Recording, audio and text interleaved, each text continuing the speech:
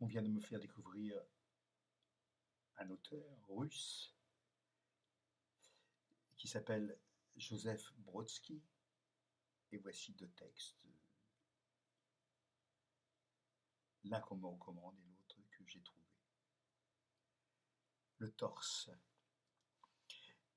Si tu parviens à rendre une herbe de pierre plus belle dans le marbre qu'en réalité, ou si tu vois un faune qui s'ébat avec une nymphe et qu'ils sont plus heureux en bronze qu'en rêve, tu peux laisser glisser de tes mains lasses le bâton. Tu es dans l'empire, mon ami.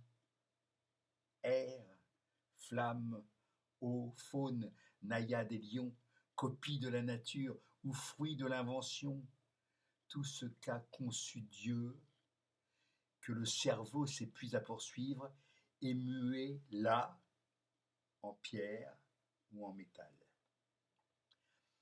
C'est le terme des choses, c'est au bout du chemin le miroir où l'on peut entrer.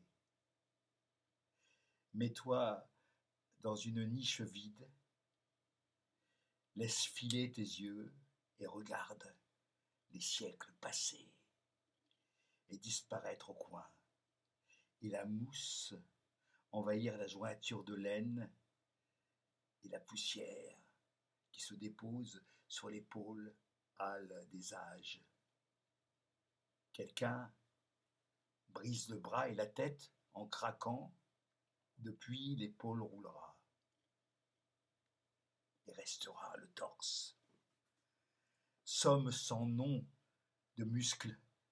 1000 ans plus tard, une souris habitant dans la niche, griffe abîmée de n'avoir su faire sien le granit, sortira à beau soir, trottinant, piaillant à travers du chemin, pour ne plus retourner dans son trou à minuit, ni le matin suivant.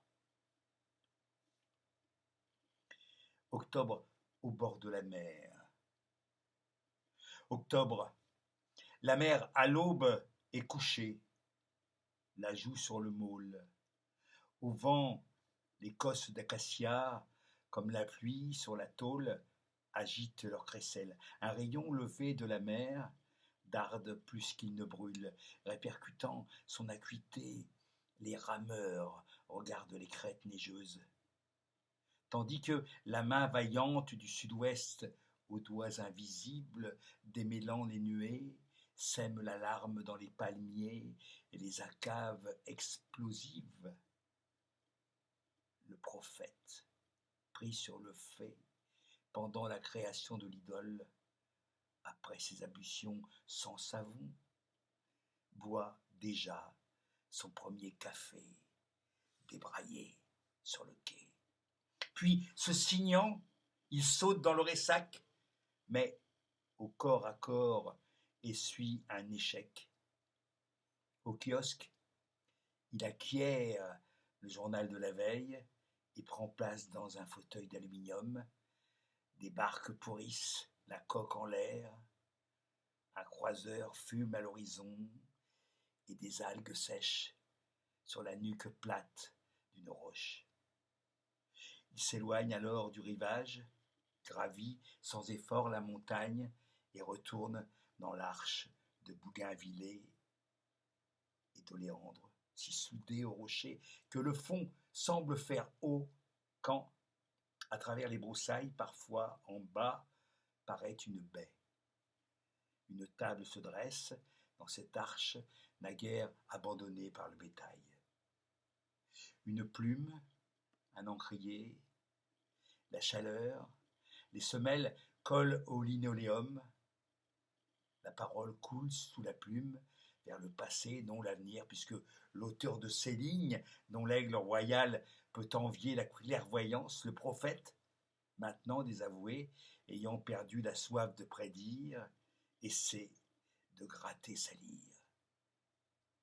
Aller à la mer hors saison, outre les avantages matériels, assure ce privilège, bien qu'éphémère. C'est l'évasion des parenthèses de l'année par la porte de la prison. Pas de pot de vin, le temps narquois n'en accepte. L'espace ami est rapace. Sur la pièce de 20 sous, l'aigle royal a raison de bafouer les 4 saisons.